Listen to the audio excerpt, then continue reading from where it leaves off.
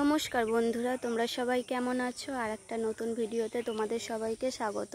তো দেখো, আজকে আমরা যাচ্ছি পান্ডুয়া একটা অনুষ্ঠান আছে আমার দাদু বাড়ি। দাদু মানে হলো আমার বাবার গোসাইয়ের বাড়ি। সেখানে রথে প্রত্যেক বছর খুব বড় করে অনুষ্ঠান হয়।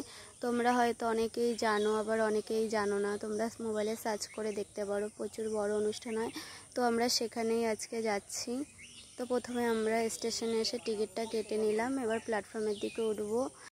তো চলো দেখা যাক ট্রেন কতক্ষণে আসে। এটা হলো সোদপুর স্টেশন, আমরা সোদপুর থেকে ট্রেন ধরবো। আর আমার বাবা মা যারা যারা আসছে তারাও অশোকনগর থেকে ট্রেন ধরবে। তো আমরা একসাথেই যাব, কারণ ট্রেনটা এখান থেকেই যাবে।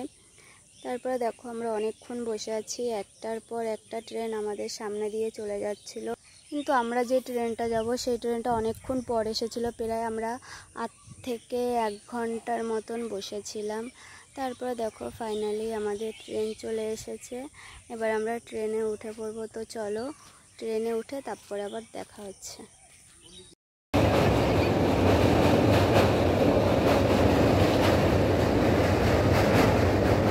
তো তোমরা এই জায়গাটা দেখো কত সুন্দর, চারিদিকে শুধু ফাঁকা মাঠ আর মাঠ, যতদূর চোখ যাবে শুধু মাঠ। এবার আমরা ট্রেন থেকে নেমে পড়েছি, আর দেখো এখানে কত ভক্তরা এসেছিল। তারপর অনেকক্ষণ পর আমি মা বাবাকে দেখতে পেলাম, কারণ আমরা একটা বগিতে উঠতে পারিনি, আমরা অনেকটা পিছনে ছিলাম। আর মা বাবা, আমার দিদা দাদু সবাই সামনের দিকে ছিল। তারপরে অনেকক্ষণ পর সবার সাথে দেখা হয়ে গেল।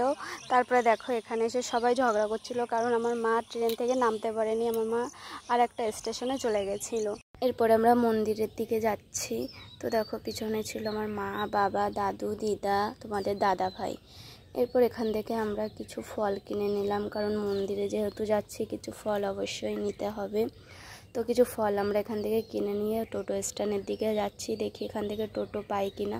অবশ্যই এখান থেকে অ্যাভেলেবেল সবসময় টোটো পাওয়া যায়। এখানে এসে তোমরা যদি বলো যে মন্দিরে যাব, তো যে কোনো টোটোই তোমাদের নিয়ে যাবে।